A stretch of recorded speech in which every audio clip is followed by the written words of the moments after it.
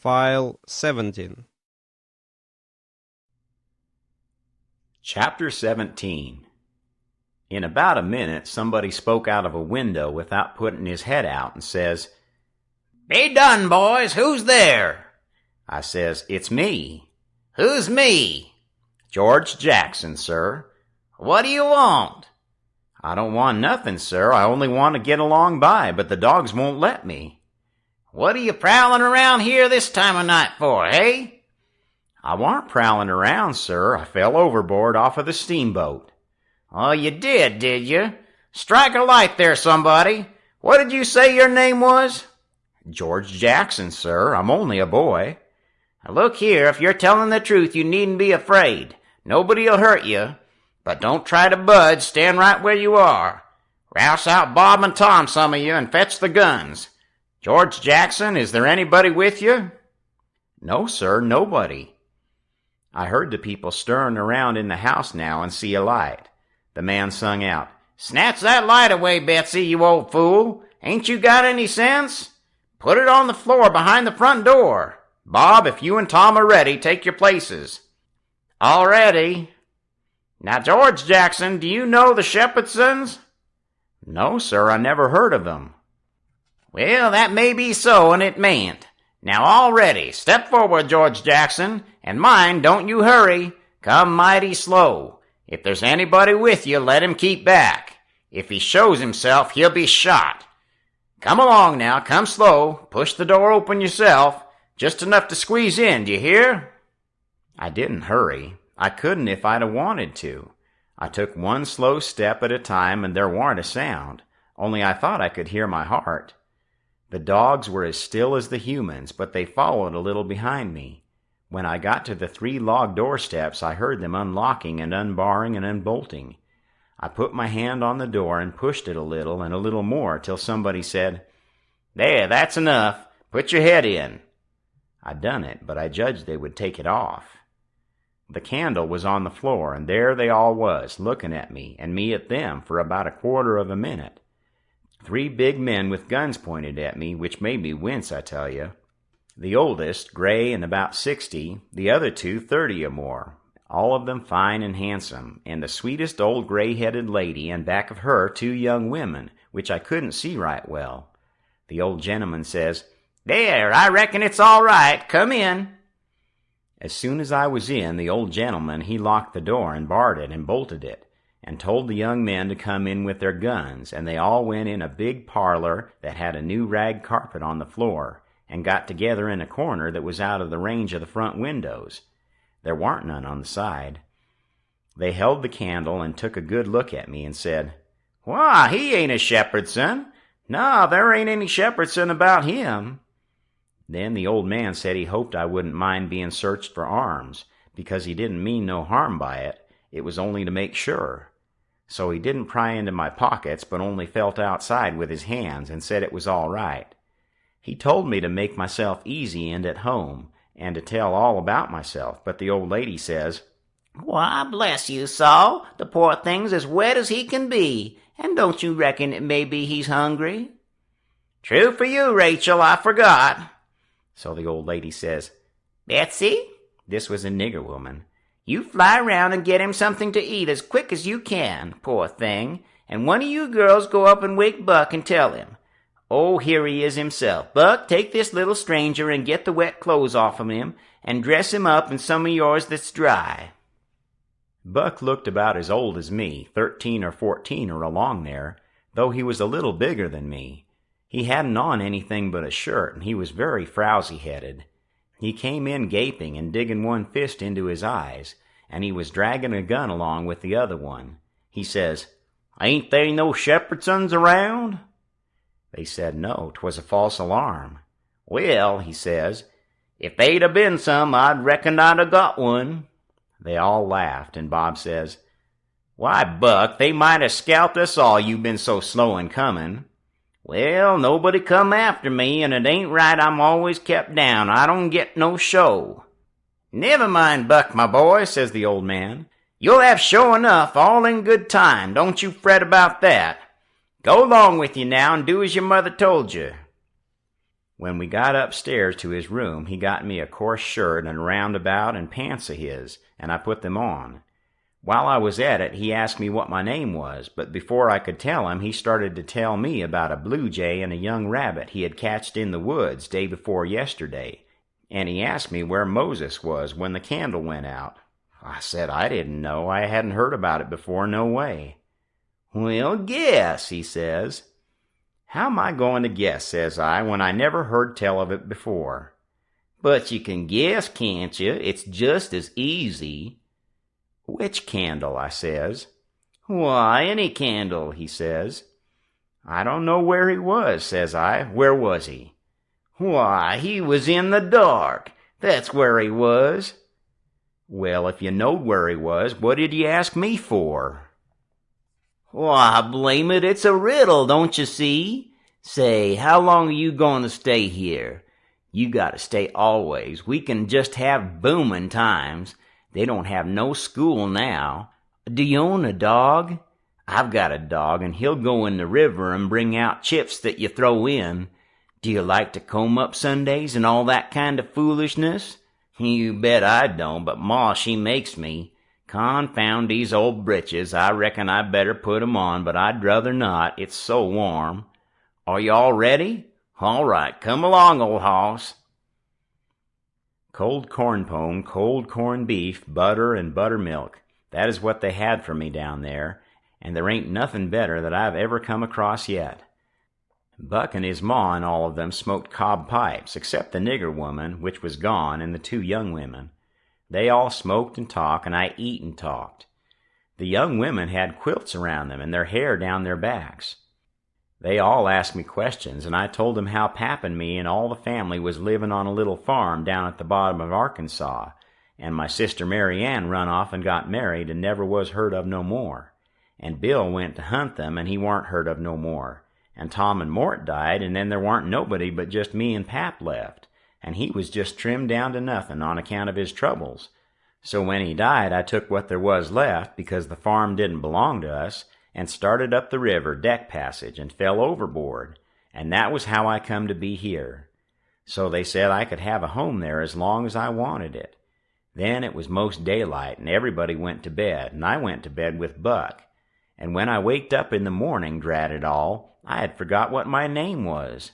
So I laid there about an hour trying to think, and when Buck waked up, I says, "Can you spell, Buck?" "Yes," he says. "I bet you can't spell my name," says I. "I bet you what you dare I can," says he. "Well, all right," says I, "go ahead." Georgejackson. There now, he says. "Well," says I, "you done it, but I didn't think you could. It ain't no slouch of a name to spell right off without studying." I set it down private because somebody might want me to spell it next, and so I wanted to be handy with it and rattle it off like I was used to it.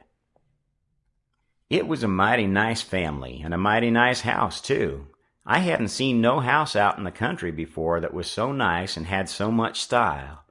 It didn't have an iron latch on the front door, nor a wooden one with a buckskin string, but a brass knob to turn, the same as houses in town. There warn't no bed in the parlor, nor a sign of a bed, but heaps of parlors in towns had beds in them. There was a big fireplace that was bricked on the bottom, and the bricks was kept clean and red by pouring water on them and scrubbing them with another brick. Sometimes they wash them over with red water paint that they call Spanish brown, same as they do in town. They had big brass dog irons that could hold up a saw log. There was a clock on the middle of the mantelpiece with a picture of a town painted on the bottom half of the glass front, and a round place in the middle of it for the sun, and you could see the pendulum swinging behind it. It was beautiful to hear that clock tick, and sometimes when one of these peddlers had been along and scoured her up and got her in good shape, she would start in and strike 150 before she got tuckered out. They wouldn't have took any money for her. Well, there was a big outlandish parrot on each side of the clock, made out of something like chalk, and painted up gaudy. By one of the parrots was a cat made of crockery, and a crockery dog by the other, and when you pressed down on them they squeaked, but didn't open their mouths, nor look different nor interested. They squeaked through underneath.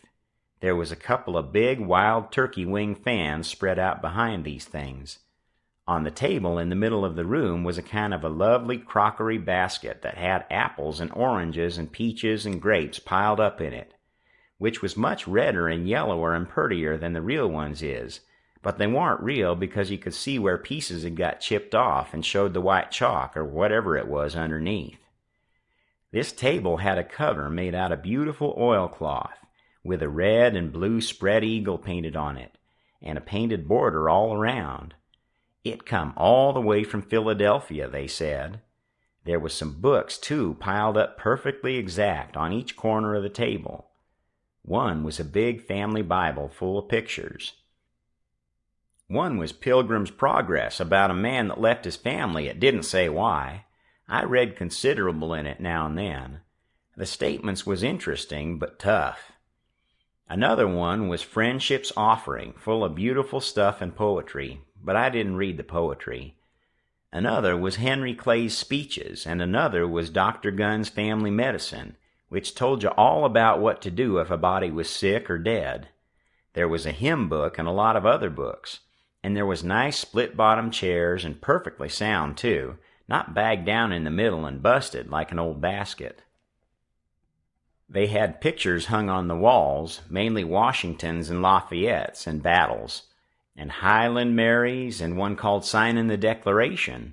There was some that they called crayons, which one of the daughters which was dead made her own self when she was only 15 years old. They was different from any pictures I ever see before, blacker mostly than is common. One was a woman in a slim black dress belted small under the armpits, with bulges like a cabbage in the middle of the sleeves, and a large black scoop-shoveled bonnet with a black veil, and white slim ankles crossed about with black tape, and very wee black slippers, like a chisel, and she was leaning pensive on a tombstone on her right elbow, under a weeping willow, and her other hand hanging down her side holding a white handkerchief and a reticule, and underneath the picture it said, "Shall I never see thee more, alas." Another one was a young lady with her hair all combed up straight to the top of her head, and knotted there in front of a comb like a chair back, and she was crying into a handkerchief and had a dead bird laying on its back in her other hand with its heels up, and underneath the picture it said, "I shall never hear thy sweet chirrup more, alas." There was one where a lady was at a window looking up at the moon, and tears running down her cheeks, and she had an open letter in one hand with black sealing wax showing off one edge of it, and she was mashing a locket with a chain to it against her mouth, and underneath the picture it said, "And art thou gone, yes, thou art gone, alas." These was all nice pictures, I reckon, but I didn't somehow take to them, because if ever I was down a little, they always gave me the fantods. Everybody was sorry she died because she had laid out a lot more of these pictures to do, and a body could see by what she had done what they had lost. But I reckon that with her disposition she was having a better time in the graveyard. She was at work on what they said was her greatest picture when she took sick, and every day and every night it was her prayer to be allowed to live till she got it done, but she never got the chance. It was a picture of a young woman in a long white gown standing on the rail of a bridge all ready to jump off, with her hair all down her back, and looking up to the moon with tears running down her face, and she had 2 arms folded across her breast, and 2 arms stretched out in front, and 2 more reaching up towards the moon, and the idea was to see which pair would look best, and then scratch out all the other arms, but as I was saying, she died before she got her mind made up. And now they kept this picture over the head of the bed in her room, and every time her birthday come they hung flowers on it. Other times it was hid with a little curtain. The young woman in the picture had a kind of a nice sweet face, but there were so many arms it made her look too spidery, seemed to me. This young girl kept a scrapbook when she was alive, and used to paste obituaries and accidents and cases of patient suffering in it out of the Presbyterian Observer, and write poetry after them out of her own head. It was very good poetry. This is what she wrote about a boy by the name of Stephen Dowling Botts that fell down a well and was drowned. Ode to Stephen Dowling Botts, deceased. And did young Stephen sicken, and did young Stephen die, and did the sad hearts thicken, and did the mourners cry? No, such was not the fate of young Stephen Dowling Botts. Though sad hearts round him thickened, 'twas not from sickness shots. No whooping cough did rack his frame, nor measles drear with spots. Not these impaired the sacred name of Stephen Dowling Botts. Despised love struck not with woe that head of curly knots, nor stomach troubles laid him low, young Stephen Dowling Botts. Oh no, then list with tearful eye, whilst I his fate do tell, his soul did from this cold world fly by falling down a well. They got him out and emptied him, alas, it was too late, his spirit was gone for to sport aloft in the realms of the good and great. If Emmeline Grangerford could make poetry like that before she was 14, there ain't no telling what she could have done by and by. Buck said she could rattle off poetry like nothing. She didn't ever have to stop to think. He said she would slap down a line, and if she couldn't find anything to rhyme with it, would just scratch it out and slap down another one and go ahead. She warn't particular. She could write about anything you choose to give her to write about, just so it was sadful. Every time a man died, or a woman died, or a child died, she would be on hand with her tribute before he was cold. She called them tributes. The neighbors said it was the doctor first, then Emmeline, then the undertaker. The undertaker never got in ahead of Emmeline but once, and then she hung fire on a rhyme for the dead person's name, which was Whistler. She warn't ever the same after that. She never complained, but she kind of pined away and did not live long. Poor thing, many's the time I've made myself go up to the little room that used to be hers, and get out her poor old scrapbook and read it when her pictures had been aggravating me and I had soured on her a little. I liked all that family, dead ones and all, and warn't going to let anything come between us. Poor Emmeline made poetry about all the dead people when she was alive, and it didn't seem right that there warn't nobody to make some about her now she was gone. So I tried to sweat out a verse or two myself, but I couldn't seem to make it go somehow. They kept Emmeline's room trim and nice, and all the things fixed in it just the way she liked to have them when she was alive, and nobody ever slept there. The old lady took care of the room herself, though there was plenty of niggers, and she sewed there a good deal and read her Bible there mostly. Well, as I was saying about the parlor, there was beautiful curtains on the windows, white with pictures painted on them of castles with vines all down the walls, and cattle coming down to drink. There was a little old piano, too, that had tin pans in it, I reckon, and nothing was ever so lovely as to hear the young ladies sing "The Last Link is Broken," and play "The Battle of Prague" on it. The walls of all the rooms was plastered, and most had carpets on the floors, and the whole house was whitewashed on the outside. It was a double house, and the big open place betwixt them was roofed and floored, and sometimes the table was set there in the middle of the day, and it was a cool, comfortable place. Nothing could be better.